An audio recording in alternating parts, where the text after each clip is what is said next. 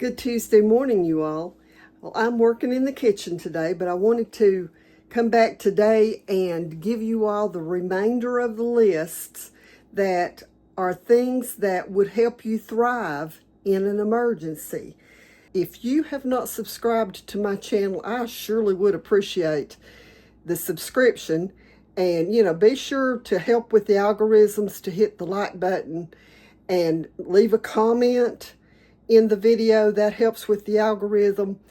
And watch all the way through to the end of my videos, because that helps me with the watch time. YouTube requires so many subscriptions and so many watch hours in a year, and so I'm trying my hardest to get to those. And so if y'all could help me with that, I sure would appreciate it. And the first thing that's on my list today is cash. Now, I learned many years ago that it's important to have cash on hand.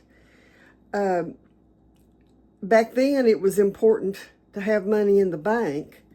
I don't trust the banks as much now as I did back then, but have some money on hand and not in the bank, because if you have an emergency where your electricity is out, then you can't get your money out of the bank.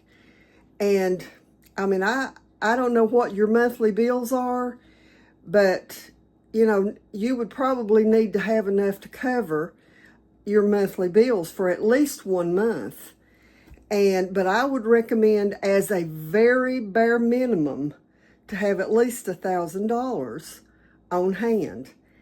And then sit down and look at your budget and see, if you had an emergency and had to go to the hospital, or try to get to a hospital if you can even get there. But, if you can get to a store and they don't have power, the only way you're going to buy something is with cash. If you needed to buy something from a neighbor, you're probably only going to be able to buy it with cash unless you can barter. And that's a video for another day. There's a whole big list of stuff that would be good for barter items. But make sure that you've got some cash on hand. Now, this next section that I'm going to cover with you is a section that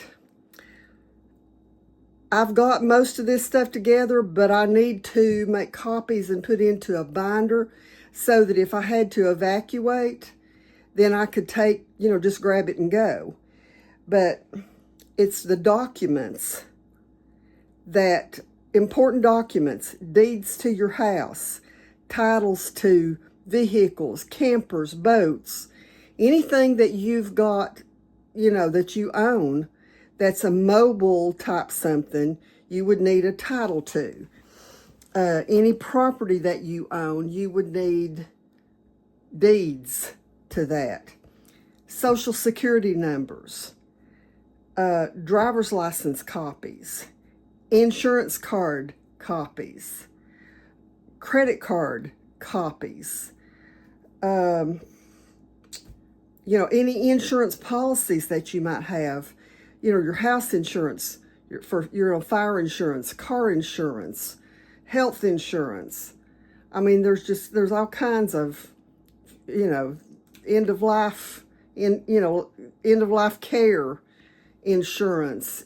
There's just all kinds of different insurances that people have. You want to have copies of all those policies. A list of phone numbers for your friends and family, because if you're like me, most of mine are stored in my phone. Well, if that phone's dead, I'm not going to remember them because there's too many of them. And then your bank account numbers, financial documents, any kind of financial documents, whether it's your bank account, or if it could be stock market accounts, or it could be information on, Bitcoin. But have all your financial documents together. And then if you've been in the military, you would want your military documents, whether whether you're active now, you know, whether you've got somebody in your family that's active duty or if they've been discharged, you're always going to need a copy of those documents. Marriage and divorce papers, you know, whatever your circumstances are, you're going to need a copy of those sometime. And then this is something that I added to this, but to me, if I was going to have to leave my home and not knowing if my home was going to be here when I came back, I would probably want a jump drive or a external hard drive or something like that with my pictures on it, with any kind of documents that would be on your laptop or your, you know, whatever computer that you use, your tablet or whatever. And of course, you know, you might carry some of that stuff with you, but it would still be good to have that information in a digital format. And then last but certainly not least in this section, I would want my Bible with me. I have a lot of books about the Bible and things like that, but if I could only choose one, I'd take my Bible with me because that's where my help comes from. So anyway, that's that section on documents. And then the next section that I have here is entertainment, especially if you've got small children. Games, toys, I mean, even for grown-ups, just to sit down and play Uno with the kids or Monopoly or, you know, I don't know what your entertainment form is, but some kind of entertainment. And then, you know, if somebody in your family plays an instrument, make sure that they've got one there. Music can really lighten the load whenever you're in a situation where everything around you's falling apart. Music can encourage you. And then the last section that I have here are bug out bags and get home bags. And these are going to be somewhat similar in some of the areas. I mean, your bug out bag and your get home bag both would need to have some food items, some clothing items, maybe some water, you know, flashlight, some things like that. But, you know, you're going to need to look at it seasonally and make sure that the clothing in it is appropriate for the season. And then depending on whether you're doing a bug out bag or a get home bag, that bug out bag you might want to put that binder of documents in it or a jump drive with copies of all of them in it, and make it as lightweight as you can. You know, have a poncho, maybe, you know, some kind of a small thermal blanket, or, you know, there are the little lightweight blankets that you can get that are for, you know, to cut the wind and to keep they keep you warm in cold temperatures. And then always a can opener.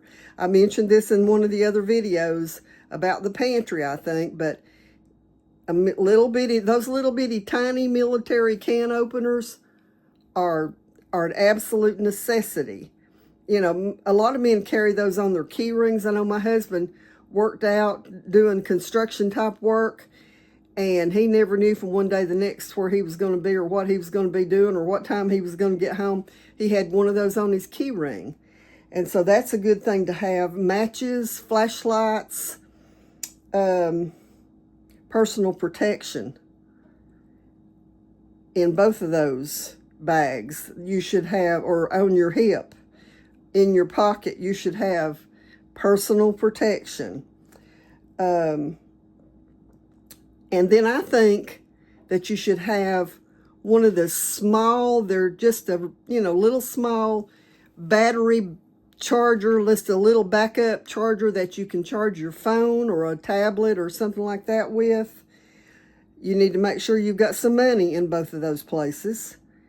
And so you know, there's things I'm sure that every person, depending on where you are, if you're trying to get home from work and you may be an hour away by car, then you're going to be on foot a long part of that distance. So you might want to make sure you've got some comfortable socks and some comfortable shoes that you could change into in your get home bag. And of course, in a bug out bag, you're going to want those things for sure. So anyway, that's the end of this series.